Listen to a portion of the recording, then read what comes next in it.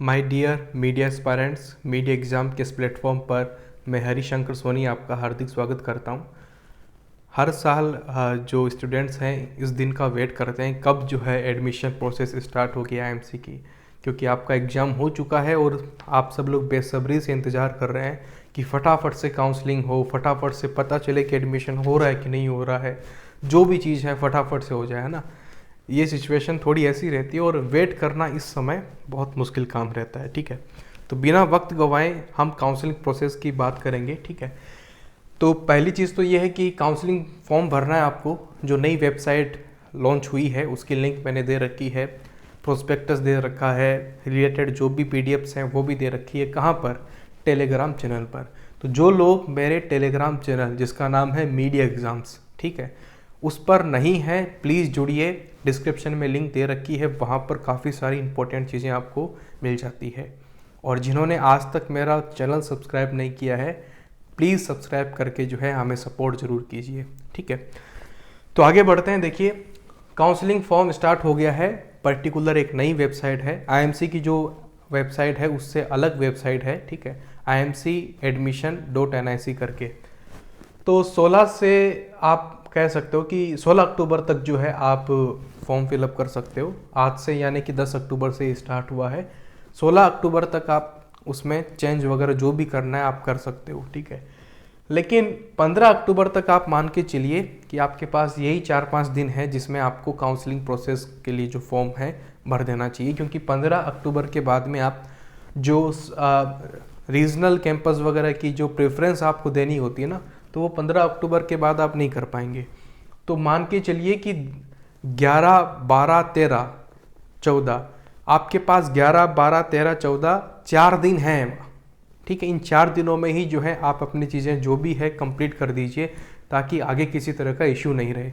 Last date का कभी भी वेट नहीं करना चाहिए कि लास्ट डे भरेंगे, कल परसों में आप भर दीजिए। जिसको लेकर इशू हो, किसी को किसी भी तरह का इशू हो, तो मुझे टेलीग्राम पर कांटेक्ट कर सकता है, जिसकी टेलीग्राम आईडी जो है मैंने डिस्क्रिप्शन में दी हुई है। ठीक, और जो भी इश्यूज़ मैंने अभी तक रिपोर्ट किए हैं वो इस वीडियो में, नहीं तो अगली वीडियो में मैं आपको ज़रूर बता दूंगा। ठीक है, तो देखिए काउंसलिंग फॉर्म स्टार्ट हो गया है। टोटल 3 राउंड्स होने हैं और स्पॉट काउंसलिंग भी अलग से होनी है इसके अंदर। ठीक है, सबको पता होगा। देखिए 5 कोर्सेज हैं।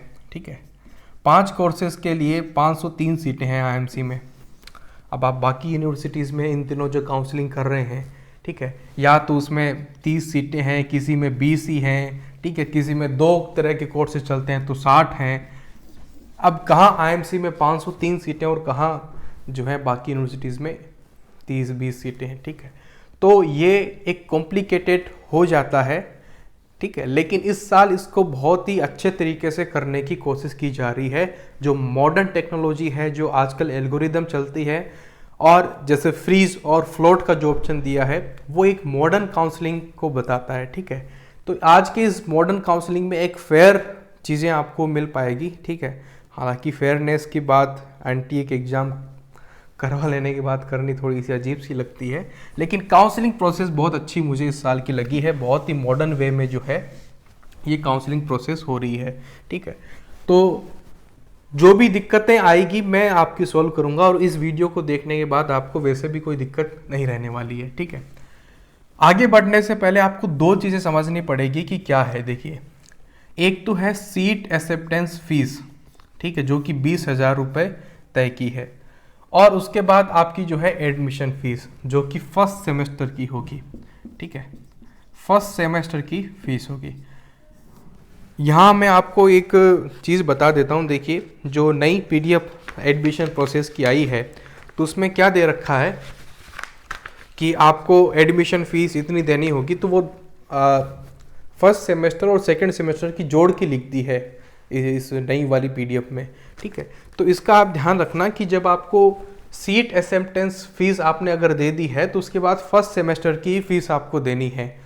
टोटल जो दोनों सेमेस्टर की मिला के फीस होती है वही फीस आपको नहीं दे देनी है एडमिशन के टाइम पे। ठीक है, वो आपको सेकंड सेमेस्टर जब आपका स्टार्ट होगा तब ही आप दोगे। अभी आपको टोटल फर्स्ट सेमेस्टर की ही फीस देनी है, और जब आप सीट एक्सेप्टेंस फीस दे चुके हैं 20,000 रुपये, तो जो फर्स्ट सेमेस्टर की फीस है उसमें से घटा के आप लिखोगे। एग्जाम्पल के तौर पे मैं आपको एग्जैक्ट फीस बता देता हूँ कि क्या होगी। देखिए, तो आपको प्रोस्पेक्टस में जो फीस दे रखी है उसके हिसाब से आपको पे करना है, ठीक है। इसमें आप ये देखिए कि अगर हम बात करें इंग्लिश जर्नलिज्म की, ठीक है, तो उसकी फर्स्ट सेमेस्टर की फीस बनती है 52,000 रुपीज़, ठीक है। तो 52,000 रुपीज़ का आपको इंतज़ाम करना है, जिसमें आप 20,000 रुपये पहले ही दे चुके होंगे जब आपने सीट एक्सेप्ट की है तो, ठीक है। और दूसरा जो आपको इंस्टॉलमेंट देना है वो 52,000 में से 20,000 रुपये घटा के देना है, ठीक है। तो टोटल जो आपको एडमिशन के टाइम पे फीस देनी होगी ना, वो ये वाली देनी होगी जो कि एग्जैक्ट प्रोस्पेक्टस में लिखी हुई है, ठीक है। इसमें 8,500 रुपये का जो है आपका अलग से चार्ज रहता है, जो 52,000 रुपीज़ में जुड़ा हुआ है, इंक्लूडेड है। इसमें से 5,000 रुपये आपके रिफ़ंड में हो जाते हैं, बाकी नहीं हो पाते, ठीक है। 3,500 रुपये स्टूडेंट वेलफेयर के रहते हैं आपसे और 5,000 रुपये लाइब्रेरी के। और जिस दिन आप पूरी पढ़ाई कर लेंगे आईएमसी से, आप लाइब्रेरी में जो अपना लाइब्रेरी कार्ड जमा करवाइए और नीचे एडमिनिस्ट्रेटिव ऑफिस के पास जाइए और अपना 5,000 रुपये कलेक्ट कर लीजिए। तो 5,000 रुपये इस फीस में से रिफंडेबल रहेगा, ठीक है। तो यहाँ पर जो फीस लिखी हुई है उसमें ये है कहानी उसकी। बहुत से लोगों ने यही रिपोर्ट कर दिया कि सर 87,000 रुपीज़ जमा करवाना पड़ेगा, ऐसे कैसे। तो 87,000 रुपीज़ जमा नहीं करवाना है, फर्स्ट सेमेस्टर की फ़ीस ही जमा करवानी है। तो ये चीज़ आपने समझ ली, इसको हम आगे डिस्कस करते हैं। देखिए, पहले तो ये कि जिन लोगों ने आईएमसी का मतलब कि PGQP 41 का एग्ज़ाम दिया था, ठीक है, और उसमें आईएमसी को सेलेक्ट किया हुआ था, वही लोग जो है काउंसलिंग फॉर्म भर पाएंगे, इस बात का ध्यान रखना, ठीक है। 41 वाला एग्ज़ाम दिया था, आईएमसी उसमें सेलेक्ट किया हुआ था, तब आप दे पाएंगे। दूसरा कि 1,000 रुपीज़ फ़ीस रखी है और 750 रुपये फ़ीस रखी है जिसके पास रिजर्वेशन है, ठीक है। उसके बाद एज क्राइटेरिया आपने पढ़ लिया होगा, और एज क्राइटेरिया में जो लोग मुझसे पूछ रहे थे कि हम EWS से हैं, क्या उनको किसी तरह का रिलैक्सेशन है, तो नहीं है। EWS वालों को किसी तरह का एज में रिलैक्सेशन नहीं है, उनकी एज 25 ही रहनी चाहिए, ठीक है। एक डेट दे रखी है 1 अगस्त 1997, ठीक है। इस डेट को या इसके बाद में जो लोग पैदा हुए हैं वही लोग आईएमसी जा सकते हैं। इससे पहले जो लोग आ चुके हैं, एक दिन पहले क्यों ना आ जाएं, आप आईएमसी नहीं जा सकते, ठीक है। तो ये डेट है, इस हिसाब से आपको देखना पड़ेगा। तो जो आपने एडमिशन प्रोसेस देख रखी है, तो उसमें आप जनरल में ही EWS वालों को काउंट करके देखेंगे, बाकी कैटेगरी वाइज आपको बताई हुई है ही है। उसके बाद एक चीज़ आप ये समझिए कि काउंसलिंग प्रोसेस भले ही सभी की सेम हो रही है, लेकिन जो आपकी फाइनल मेरिट लिस्ट आएगी ना, वो सबकी अलग अलग आएगी, पांचों की, ठीक है।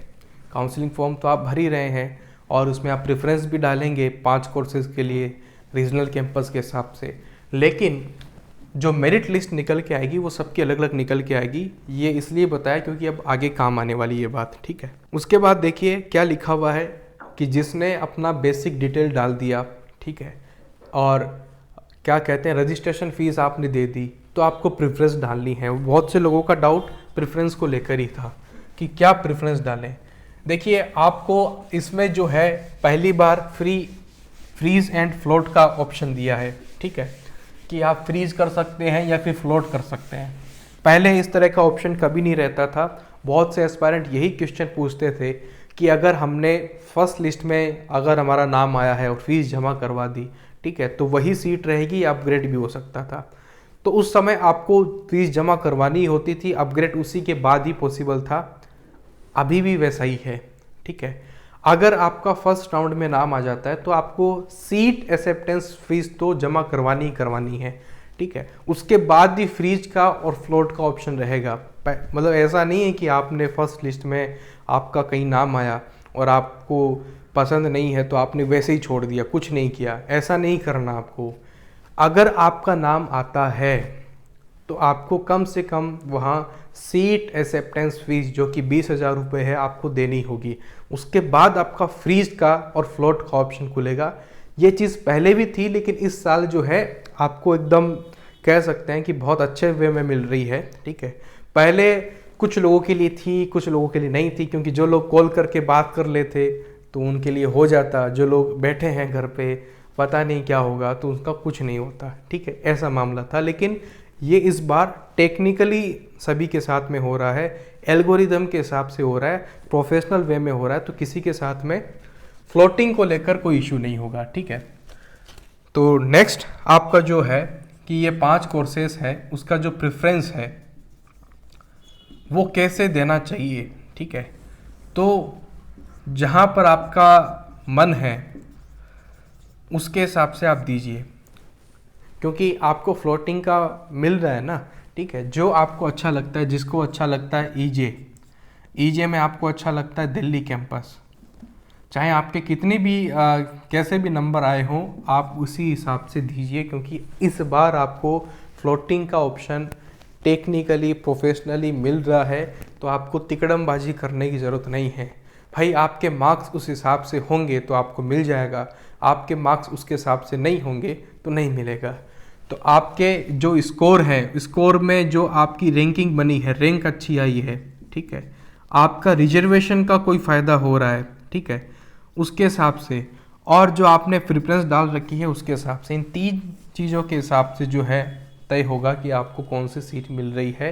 ये जो 503 सीटें हैं उनमें से कौन सी आपकी है, ये 3 चीज़ें तय करती है कि आपकी रैंक क्या बनी है, आपसे ऊपर कितने लोग हैं, ठीक है, आपसे नीचे कितने हैं, रिजर्वेशन आपका क्या है, और प्रेफरेंस आपने क्या डाल रखा है उसके हिसाब से।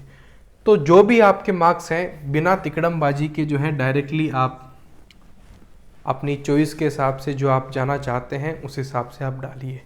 फिर भी आप अपना दिमाग लगाना चाहें तो बेशक लगा सकते हैं, आपकी मर्जी है आपको कैसे प्रेफरेंस देनी है, मैं क्या कहूँ उसमें, ठीक है।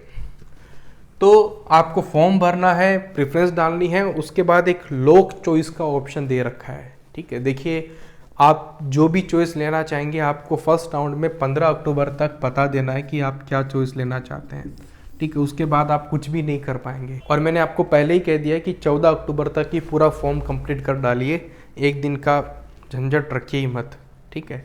हाँ, आज आपने मान लो 12 अक्टूबर को फॉर्म भरा, 13 अक्टूबर को कुछ दिमाग में उल्टा सीधा जचता है, ठीक है, तो आप चेंज कर सकते हैं, ठीक है, लॉक करने से पहले। लॉक कर दिया तो फिर कुछ चेंज नहीं होगा, ठीक है।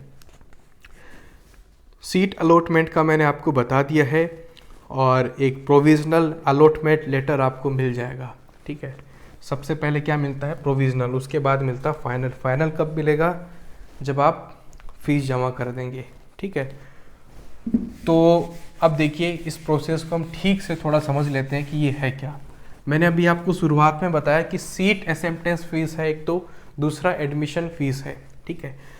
तो जैसे ही आपका मान लो फर्स्ट लिस्ट में नाम आ गया, कुछ लोग ऐसे होंगे जिसका फर्स्ट लिस्ट में या फर्स्ट राउंड में नाम आया, ठीक है, कुछ लोग ऐसे भी होंगे जिसका नहीं आया, ठीक है, पहले मान लेते हैं नो, दूसरा मान लेते हैं यस, ठीक है। जिसका नाम नहीं आया उसको तो कुछ करना ही नहीं है ना, नाम ही नहीं आया तो मैं क्या भरूंगा, ठीक है। अब जिसका नाम आ गया, फर्स्ट राउंड में मेरा नाम आया है और मुझे मिला है ईजे आइजोल कैंपस, जहां मुझे नहीं जाना, मुझे जाना है या तो दिल्ली या फिर ढेंकानाल। अब मुझे क्या करना है, बताइए क्या करना है। मुझे बस एक ही सीट मिली है, ईजे आइजोल। हो सकता है किसी को एचजे भी मिल रहा हो, ठीक है, एचजे भी मान लो उसको नहीं जाना, ठीक है, और किसी को मान लो ऐसा भी हो रहा हो कि आरटीबी भी मिल रहा हो, ठीक है। एक लड़का है जिसका फर्स्ट राउंड में नाम आया है, वो जिसका नहीं आया कुछ भी तो वो तो ख़त्म। अब जिसका नाम आया है तो मान लो उसकी 3 सीटें आ गई, 3 सीटें मिली अभी उसको, ठीक है। क्योंकि मैंने आपको कहा ना कि तीनों में अलग अलग सेपरेट मेरिट लिस्ट निकलेगी, ये तीनों अपने आप में अलग अलग डिपार्टमेंट है, लेकिन आपको सीट कोई एक लेनी है, तीनों जगह आप नहीं ले सकते हो, कोई एक सीट आप ले सकते हो, ठीक है। तो आपके पास 3 ऑप्शन है कि यार मैं ईजे आइजोल में चला जाऊं, एसजे में चला जाऊं कि आरटीवी में चला जाऊं, ठीक है। अब आपके पास 3 ऑप्शन है, ऐसा हो गया मान लो, ठीक है। हो सकता है किसी के पास यही एक ऑप्शन आया हो, किसी के पास 2 ऑप्शन आए हो, किसी के पास 3 ऑप्शन आए हो, ठीक है। लेकिन आपको जिसको चाहिए था ईजे दिल्ली कैंपस चाहिए था उसको, लेकिन दिल्ली कैंपस तो मिला नहीं, ये मिला है, ये मिला है, ये मिला। अब क्या करना है, पहले तो आपको सीट एक्सेप्टेंस फीस देनी है जो कि 20,000 रुपये, वो तो देनी है। अगर आपका कहीं भी नाम आ गया और आपको लेना ही है एडमिशन, चाहे फिर लास्ट में जाए, जो मिल गया वही ठीक रहेगा। भाई आप दिल्ली कैंपस चाहते थे, लेकिन हो सकता है कि लास्ट तक आपको नहीं मिले, हो सकता है मिल भी जाए, ठीक है। तो अगर आपको नहीं मिले तो आप कहीं ना कहीं तो अटकोगे, कहीं तो मन है आपका चलो ये नहीं तो चलो यार आइजोल पढ़ना पड़ेगा, आइजोल जाएंगे ही जाएंगे, ठीक है। तो उनको सीट एक्सेप्टेंस फीस देनी ही है, और सीट एक्सेप्टेंस फीस देने के बाद में आपको दो ऑप्शन मिलेंगे, एक तो है फ्लोट का और दूसरा है फ्रीज का। आप सब लोग जानते हैं फ्लोट मतलब कि फ्लोटिंग, नहीं मैं इसको चेंज करना चाहता हूँ, तो आपने सीट एक्सेप्टेंस फीस दे दी, ठीक है, और आपने कहा कि मुझे फ्लोटिंग करनी है आगे कि क्या होता है, ठीक है। दूसरा, कुछ लोग फ्रीज भी कर सकते हैं, ठीक है। अब फ्रीज कैसे कर सकते हो आप, कि आपने ईजे आइजोल वाली सीट को जो है फ्रीज कर दिया। क्या कर दिया आपने, फ्रीज कर दिया। इसका मतलब हुआ कि आपने सीट एक्सेप्टेंस फीस तो दी ही दी, प्लस आपने जो है एडमिशन फीस भी दे दी है, ठीक है। आपको चाहिए था ईजे दिल्ली कैंपस, लेकिन आपने क्या किया, इन दोनों को तो छोड़ा, ईजे आइजोल कैंपस आपने ले लिया, एडमिशन फीस भी दे दी, तो टोटल फ्रीज भी कर लिया, फ्लोटिंग भी आप नहीं कर रहे हैं, ठीक है। तो ऐसी स्थिति में जो है आप यहाँ से भी अपग्रेड हो सकते हैं, ऐसा उसमें एडमिशन प्रोसेस में लिखा हुआ है, ठीक है। आपने फ्रीज भी कर लिया, तब भी आपको अगर अपग्रेड होना होगा तो आप हो सकते हैं इसके अंदर, ठीक है। नहीं तो देखो दिक्कत क्या होगी कि आपने फ्लोटिंग की, तो फ्लोटिंग में कोई भी सीट फ्रीज नहीं होती है, समझ रहे हो ना, फ्लोटिंग ही होगी। चलो ये नहीं तो फिर आगे कुछ ऑप्शन आपको मिलेगा, ठीक है। नहीं मिलता है तो पुराने ऑप्शन तो आपके पास रहेंगे, ठीक है। ये भी लिखा हुआ है कि फ्लोटिंग में जो आपकी जो है पुराने ऑप्शन भी रहेंगे, पुराने ऑप्शन जाएंगे नहीं, लेकिन अगर आप यहाँ पर फ्रीज भी कर लेते हैं तब भी आप यहाँ पर अपग्रेड हो सकते हैं, फ्लोटिंग करते हैं तब भी आप अपग्रेड हो सकते हैं। पुराना ऑप्शन आपका हाथ में नहीं जाएगा, क्योंकि आपने सीट एक्सेप्टेंस फीस दे रखी है। और मान लो जिसने ऐसा किया कि 3 जगह उसका नाम आया और उसने कुछ नहीं किया, सीट एक्सेप्टेंस फीस भी नहीं दी, तो आगे उसका कुछ नहीं होगा, उसका फ्लोटिंग वाला ऑप्शन ओपन नहीं है फिर, ठीक है, खत्म। जैसे ही किसी भी जगह पे आपका नाम आ जाता है, अगर आपको आईएमसी जाने का मन है, आप कॉम्प्रोमाइज़ आगे जाके कर सकते हैं, आपको सीट एक्सेप्टेंस फीस देनी होगी तभी आगे जाके आपकी फ्लोटिंग होगी, ठीक है। हाँ, ऐसा भी हो सकता है कि मान लो किसी ने सीट एक्सेप्टेंस फीस नहीं दी है, उसके बाद उसका थर्ड राउंड में, सेकेंड राउंड में जो भी नाम आता है, तब वो एक फ्रेश कैंडिडेट के तौर पर भी जो है वापस कर सकता है, ठीक है। तो ये भी पॉसिबिलिटी है इसके अंदर, इसी प्रोसेस के अंदर, ठीक है। तो आई थिंक कि मेरे हिसाब से थोड़ा बहुत समझ में आया होगा। मैं एक बार फिर से रिपीट करके समझाता हूँ कि एक ऐसा लड़का है जिसका फर्स्ट राउंड में नाम आया, ईजे आइजोल उसने मिल रहा है, एसजे मिल रहा है, आरटीवी मिल रहा है, और हम चौथी प्रायोरिटी भी डाल देते हैं, जाना उसको एडीपीआर में है, अब ऐसा कर लेते हैं, ठीक है। ये 3 मिल रहे हैं, ठीक है, या तो उसको ईजे दिल्ली कैंपस में जाना है, नहीं तो एडीपीआर में जाना है। एडीपीआर आपको पता है कि केवल दिल्ली में ही है, ठीक है। अब उसके पास ये ऑप्शन है कि वो सीट को जो है एक्सेप्टेंस फीस दे दे और फ्लोटिंग करता रहे आगे नेक्स्ट के लिए, कि अगर हो जाएगा तो एडीपीआर ठीक है, नहीं तो इनमें से कोई चूज़ कर लूँगा। क्लियरली बात है कि भैया अगर आपका नाम आया है, आपने सीट एक्सेप्टेंस फीस दे दी है, तो पुरानी ये जो आपको ऑप्शन मिल रहे थे ये कहीं जाएंगे नहीं, आपके पास रहेंगे, और साथ में फ्लोटिंग भी होती रहेगी। और अगर आप फ्रीज भी करना चाहें तो आप कर सकते हैं, उसमें भी आपको अपग्रेड होने का चांस मिलेगा जिसमें रीजनल कैंपस है, ठीक है। क्लियर बात है, इसमें किसी तरह का इश्यू अब नहीं रहना चाहिए। तो आपको कम से कम सीट एक्सेप्टेंस फीस देनी ही है अगर आप आईएमसी जाना चाहते हैं तो, और वो एक प्रोविजनल अलॉटमेंट लेटर रहेगा, और जैसे ही आप फ्रीज कर देते हैं तो वो फाइनल तो हो ही जाता है कि ये फाइनल आपका हो गया है, ठीक है। उसके बाद आगे कहीं आपका नाम नहीं आएगा, आपका एडमिशन वहीं हो चुका है, उसी में अगर कुछ अपग्रेड होगा तो हो सकता है, ठीक है। ये कहानी है। ऑनलाइन पेमेंट होगा सभी चीज़ों का, 20,000 रुपये मान के चले, आपकी जो एडमिशन फ़ीस मान के चलें, सभी का ऑनलाइन होगा। डॉक्यूमेंट वेरिफिकेशन के लिए भी टाइम दे रखा है, ठीक है। एक बार शेड्यूल को हम समझ लेते हैं बीच में, ठीक है। देखिए, जो 10 तारीख से 16 तारीख तक आपकी काउंसलिंग प्रोसेस की डेट दे रखी है शाम 5 बजे तक, ठीक है। उसके बाद आप ये देखिए कि आपकी डॉक्यूमेंट वेरिफिकेशन होगा, ठीक है। आपने काउंसलिंग फॉर्म भर दिया, 16 तारीख तक जो है आपकी काउंसलिंग चलेगी। 17 तारीख को ही, एक दिन बाद ही जो है आपका रिजल्ट आ जाएगा या मेरिट लिस्ट निकल जाएगी। उसके बाद 18, 19, 20 को आप डॉक्यूमेंट वेरीफाई करवा सकते हैं, ठीक है। और अपनी जो है सीट एक्सेप्टेंस फीस है, एडमिशन फीस है, ये सब जो है जमा करवा सकते हैं। फिर 21 तारीख को जो है आईएमसी खुद से काम करेगा कि भाई देख लेते हैं किसी का डॉक्यूमेंट का है कि नहीं है। पहले से ही काम में लग जाएगा, जिस दिन डॉक्यूमेंट वेरिफिकेशन आपके लिए स्टार्ट हो रहा है आईएमसी के लिए भी स्टार्ट हो रहा है। इधर आप लोग डॉक्यूमेंट देते रहेंगे, वो चेक करते रहेंगे ताकि टाइम की बचत रहे, ठीक है। फिर 22 तारीख को जो है, 22 तारीख को सेकेंड राउंड आपको मिल जाएगा। सेकेंड राउंड जो है आपके लिए ओपन हो जाएगा, या फिर कहूँ कि नई लिस्ट निकल के आ जाएगी। फर्स्ट राउंड की जो लिस्ट निकल के आएगी वो 17 को निकल के आएगी, सेकेंड राउंड की जो लिस्ट निकल के आएगी वो 22 तारीख को निकल के आ जाएगी, ऐसा इसमें लिखा है, ठीक है। जिसको हम ऐसे समझते हैं कि इसमें अब 3 ग्रुप हो जाएंगे। फर्स्ट राउंड अगर आपका कंप्लीट हो गया है तो आपके 3 ग्रुप बन गए हैं। एक तो वो कैंडिडेट है जिसका फर्स्ट लिस्ट में नाम ही नहीं आया था, दूसरा वो कैंडिडेट है जिसका नाम तो आया था लेकिन मन चाहे में नाम नहीं आया था। अब भाई जिसका मन चाहे में नाम आ गया वो तो तुरंत दे ही देगा ना, सीट एक्सेप्टेंस फीस है, सब कुछ दे दिया उसने, काम खत्म उसका। अब जिसका नहीं आया वो या तो फ्लोटिंग कर रहा है या किसी सीट को फ्रीज भी कर दिया और अपग्रेड होगा तो हो जाएगा, नहीं तो ऐसे बैठा है, ठीक है। तो अब जो है जिसका नहीं आया वो तो ग्रुप 1 में है, फ्रेश कैंडिडेट। अब जिसका आ गया है, सीट कंफर्म कर दी है लेकिन फ्लोटिंग वाले स्टेज में है।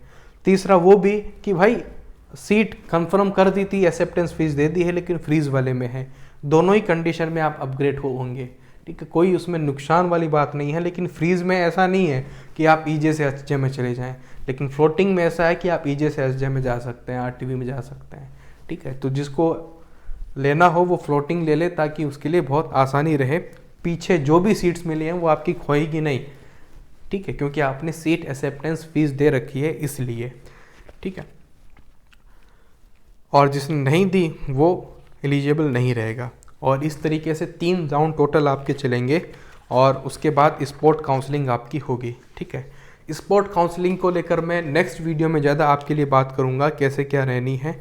और आपका जो सेशन है 1 नवंबर से स्टार्ट हो जाएगा और आगे उस समय स्पोर्ट काउंसलिंग चलती रहेगी और आपका जो है सेशन भी स्टार्ट हो जाएगा, ठीक है। मतलब कि 1 नवंबर के बाद भी जो है लोग आते रहेंगे, ठीक है। आईएमसी में 1-1 महीने बाद तक आते रहते हैं, मेरे टाइम से भी ऐसा ही है, ठीक है।